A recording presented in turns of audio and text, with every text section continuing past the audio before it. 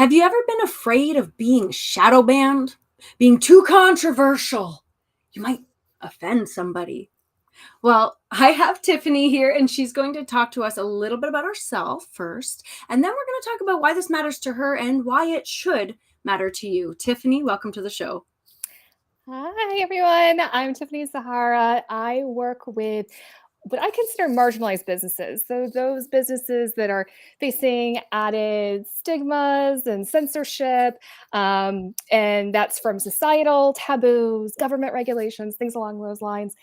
And so, what does that typically look like?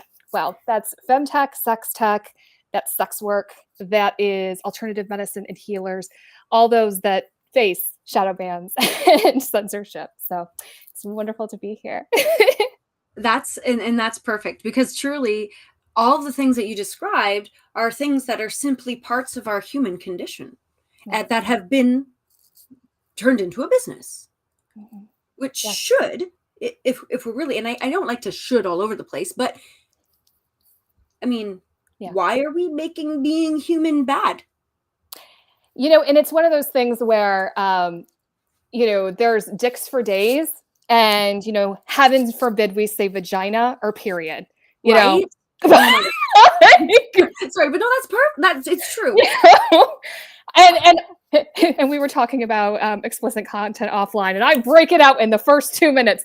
But you know what? This is the reality. We can talk about erectile dysfunction. We can talk about bent carrot. We can talk about erectile dysfunction and all of these things that affect men. But as soon as we start talking about issues that relate to women, and whether that's our pelvic floor issues, whether, the fact that we menstruate once a month, or, if we don't, or if we're going through menopause, and all of these actual things that, relate to giving life, or all, fertility, all of those things. And even if it's fertility for women, but fertility for men, it's a different conversation. And so this is the issue that all of these businesses that I work with are facing. And whether it's talking about, sex or death or anything that is, when it's alternative medicine, when we're talking about issues around something that hasn't been deemed okay by government entities, even if it's a system that's been proven for thousands of years, because it's not under what the government says, they're putting their rubber seal on. There are all of these businesses that can't actually say all the great that they do. And it's how do you deal with these issues?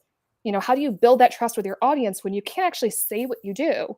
And people don't want to talk about it, or you actually can't. And you literally get kicked off of a platform because you want to help somebody with menstruation. Now, and I think that's a really safe place to start, is the conversation about, and it's weird to say safe, because we're not even, like, this is something that I guaranteed, somebody hops on here and they're like, oh, I don't want to talk about somebody's menopause. It's like, no, so I say safe very loosely, but talking about something like that is within this construct a safe area to start with. But I don't always play safe. So I want to talk about, I want to bring up a conversation I had actually the other week. I went to an ugly sweater party, which was super fun. And I had a really great conversation with somebody about magic mushrooms, about mushrooms in general, because we were talking about substituting them for coffee. And of course, we explored the idea of edibles. Cool. Now, I have not partaken in this world. It's just not a part of my space, but I am so curious to know about the science behind it. But there's a problem. Because they've been demonized and stigmatized and all this jazz, we don't have the science behind it. And so this person's father, who has ALS, by the way, has been self-medicating with shrooms and CBD, is trying something that only alternative medicine people have a concept about, right? And their studies, while I believe them to be, as well thought out as possible, they don't have the financial backing to be as thorough as if we would lose the stigma and explore what could this actually do for our people. I've literally seen, because I work in the space of mental health and developmental disabilities, I've literally seen children who have hundreds, I'm not even exaggerating, hundreds of seizures a day. Yeah. Oh, yes. Drop of CBD oil is down to 2. Yes, and that's the whole thing is, people who are at their wits' end and don't know where to go. There are businesses that exist. I was actually last Thursday, at this time, I was having this conversation with someone. She specializes in proper dosing for those that are trying to figure out, who are scared to try this because of the demonization. But Yeah. again, they are having all of these seizures a day, or they're having all of these other symptoms, Pain ALS, or yeah. exactly, everything, but they don't know where to go. And this person in particular does not have an online presence, cannot have an online presence, because where we are, while it's technically legal, there's a lot of gray around it Mm, still. And so to be fully out there, it's very unsteady. And that's part of the issues, is for so long these businesses have had to operate in the underground, and there's a lot of mistrust. mhm. And I mean, obviously not all of the businesses that come into this category, but a lot of them have. There's a lot of mistrust. There's a lot of concern for their own safety, for their client's safety, and all of these things. And it ends up hurting the people that it really can be benefiting as it's coming into the light. And it's really, really unfortunate, because it can do a lot of good. But when you don't know where to go, and you're only having to rely on word of mouth, but if you don't have, the people in your network to be able to have these conversations with, it's so unfortunate that this is what is happening. Yeah. Yeah. Absolutely. I think about a post that I saw actually over on LinkedIn it was actually, it may have even been last year. Someone who specializes in menopause for women and the experience of menopause and the integration of work and how that really it impacts it Yeah. drastically. And I thought, oh wow, this is so interesting. And of course, I glanced down at the comments, and there's 140 something comments, right? Right. Okay, let's check Mhm. this out. And I can't tell you the number of in particular men who are like, this is not a work issue. This is a professional platform. We shouldn't be talking about menopause. And I said, it may not be a work issue for you directly, but indirectly, her experience of menopause, that doesn't stop when she walks through the door and punches in. PS, Right. will Right. directly affect everything within her vicinity, including you, which means you better watch out, because those hot flashes are going to come and she's going to bite your head off. So if you're not going to create a space where she feels safe, heard, understood, Mhm. then I mean, everybody's at a loss at that point, because now she's also not functioning at her capacity. Some Yeah. genius woman who needs just a minute, but you won't give it to her, is not going to execute. Exactly. And that's what this is really about. It's not about, these necessarily these businesses that are like, oh, that's not for me. Mhm. It's talking about equity and inclusion for everyone. Because when we're ostracizing one person or one business, it just affects everyone, and it impacts everyone, unfortunately, in a negative way. You're just hurting so many people that you could be helping. And so this is really about equity and inclusion. Yeah, yeah. And when it comes to showing up for your business, I'm just I'll bring this back to, content creation, marketing your business, talking Right. about yourself in an overt way. Let's just like maybe walk past the underground word of mouth, which is a valid form of Yes, marketing. P.S. absolutely. For everybody to hear, that is a Absolutely. valid form of marketing. But Yes. let's just look at more of the overt. I'm seeing a lot of um, misspelling, misspelling. Mhm, Segs I think it's hilarious, but that's a great mhm. misspelling way to kind of circumvent, or putting like dashes or asterisks, or adding numbers instead of Oh, yeah, the ethical porn, posts I see with we're just gonna throw some numbers in, so this does not get picked up on the sensors, because it's totally going exactly. to. Yes. So Yeah. what do Mhm. you think about that? Because this is a way, I guess, to kind of try not to be censored or shadow banned while still promoting an essential service, including, and I know people might roll their eyes or be like, oh, I don't know about this, but including things like we were just talking about actually before this chat, is phone sex workers. Mhm. This is Yeah. really important. This is actually and I don't think people understand on a societal level actually how important that is for many different levels of society. Yes. Yes. People are like, oh, that still exists. Yes, let me tell you why it still exists. Because there are still people who need that support. There is so much loneliness in the world. And it's, again, going back to that isolation. This is not necessarily a conversation about, just like these businesses that are fringe. This is about inclusion. And there's so many layers to this. And when we're talking about phone sex, there are so many people that think, oh, okay, well, just go watch some porn. It's not about that. It's that intimacy. Yeah. It's that connection with another person. And a lot of the times the callers are just wanting that human connection because they're not getting that in other areas of their life. And whatever form of sex work there is, and this is one of the areas that I specialize in, is because you're providing a safe space for those that are coming to you to actually be themselves and to be the worker that's providing that safe space. And someone's coming to you and they're trusting you and they're in very vulnerable positions. That wasn't supposed to be a pun, but there's very vulnerable but it was states. a fabulous one, and let's Thank you very honor much. that. They're in very vulnerable states, and they're giving you that trust and that um, I don't want to say power always. It's not always about a power dynamic, but you get to see someone that is their true self that 99% of the world doesn't see, especially if there are certain kinks, especially if there's just all this other stuff that they may not feel safe and comfortable to talk about with others. And so it's really important that we really look at that relationship dynamic, not only with how it relates to business and necessarily getting out there, but just as humanity in general, because that's what really this is about. So going back a bit to your question, Yeah. it's about promoting the conversation and it's about the education, and really these issues aren't going away.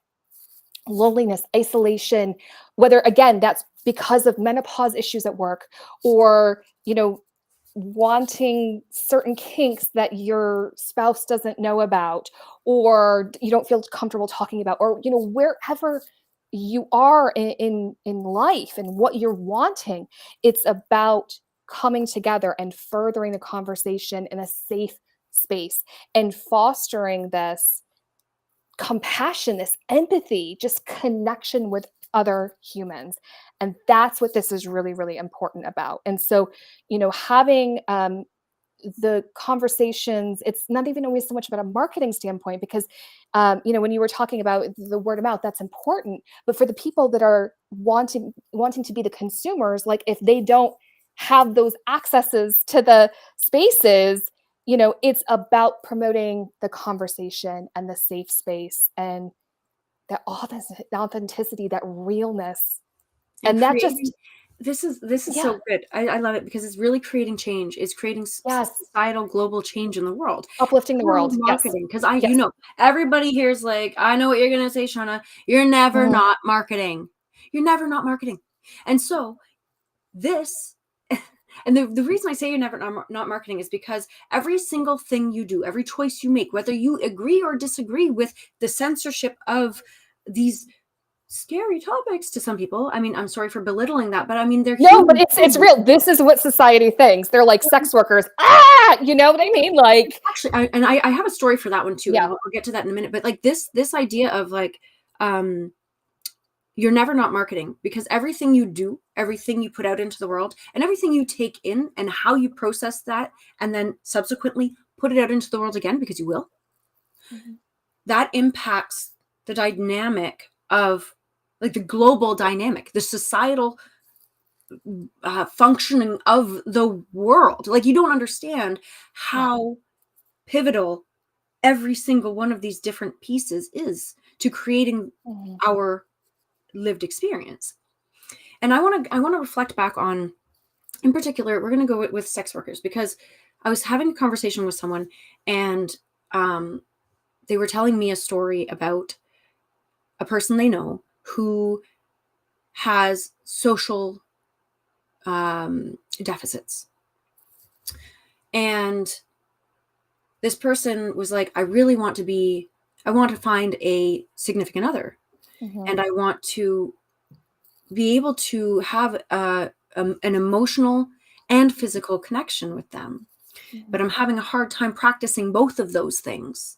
And because of their social deficits, they're like, what do I can't just, any volunteers? Like that's not the way it works. So how can you practice something? Yeah.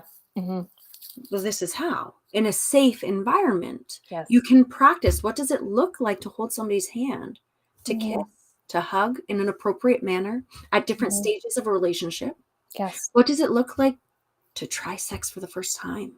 That's a huge deal. And it's not always readily available with a consenting partner. And this is a safe space to do so. Yes. Yes. I mean, that's huge.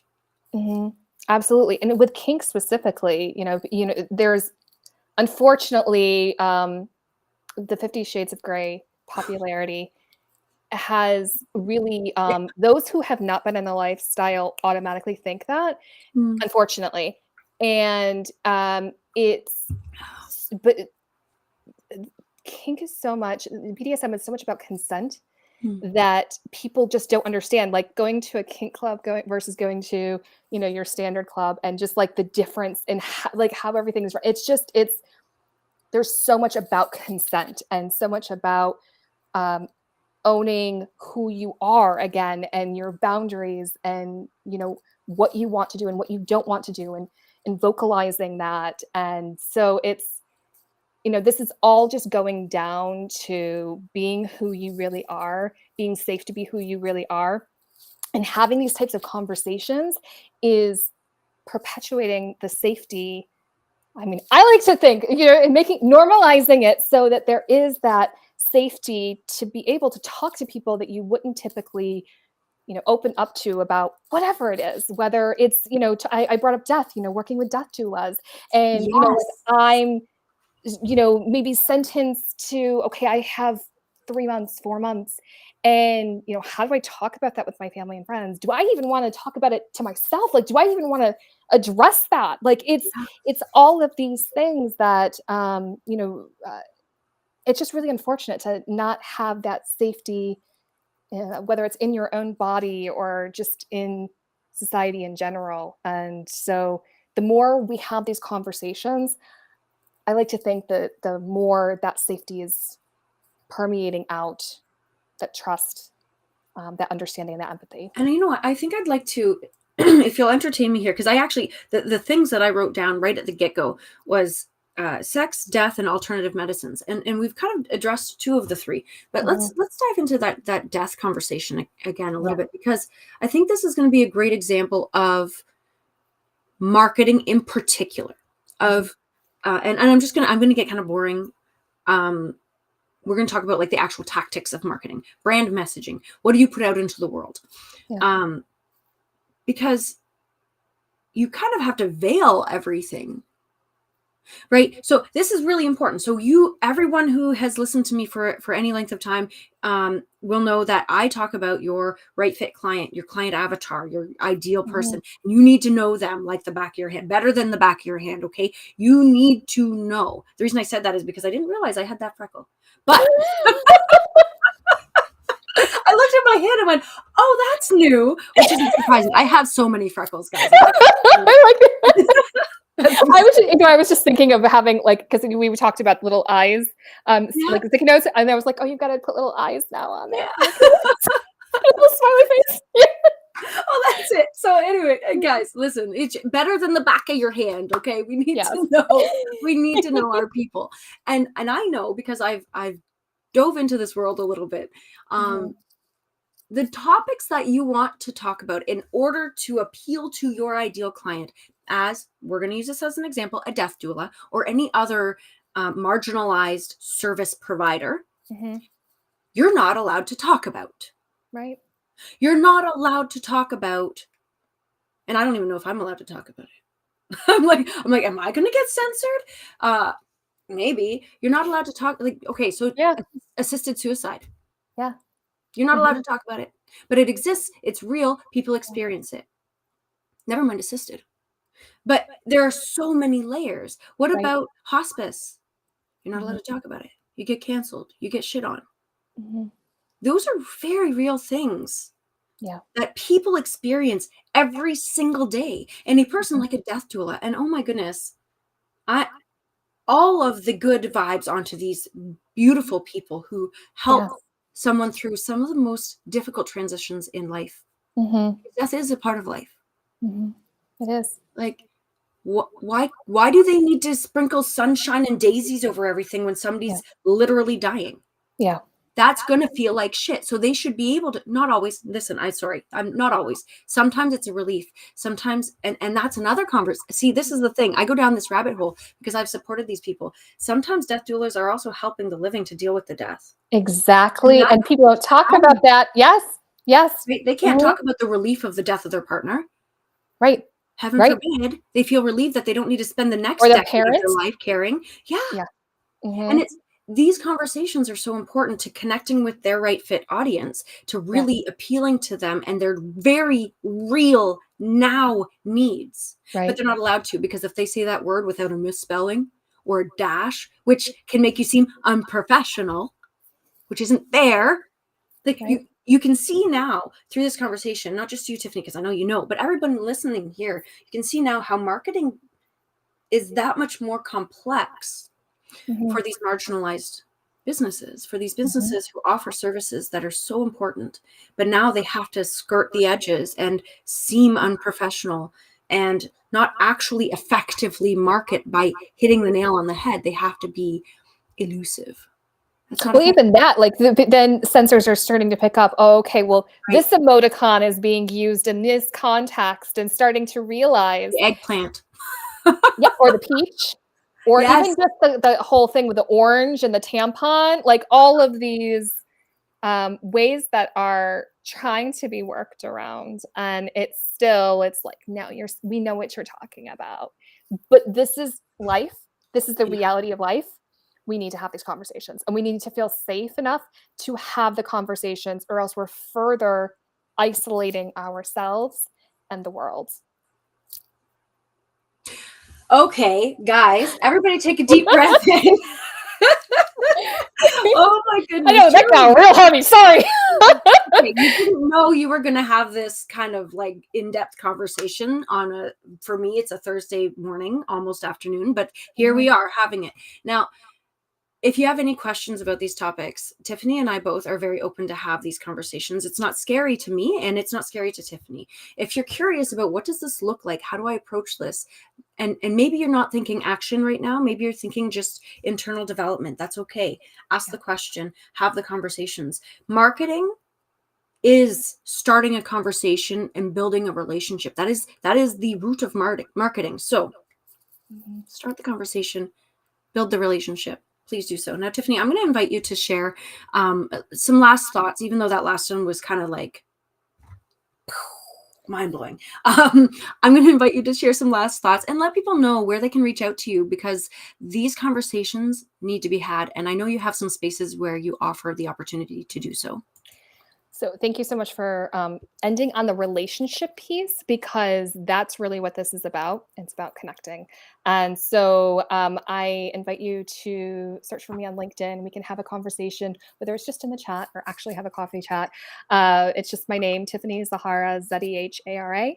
And I am also offering people a space that for all of those who don't feel welcome in traditional networking events, whether you are in these fringe spaces or for whatever reason you just don't feel comfortable in traditional networking events, or you're not welcome. I have a once a month event where all of us come together. We have conversations. It's about relationships. It's not fast pitching. It's none of that. It's actually getting to know each other and how we can support each other and uplift the world. All of those links are in the show notes. It's free. Come have a conversation, make a new friend. So yeah. We're always up for making new friends here. We Yes. like that. And with that, everyone, please join in this conversation of free networking. Hello. That's kind of a no-brainer. And don't forget to tune in, because we're going to have conversations like this one, and well, maybe not exactly like this one. Let's be real, but we're some really amazing conversations every single week through Marketing Rebels, Breaking Business Barriers. So join in, ask questions, and just be present and real and authentic to you, because you matter. We'll chat soon.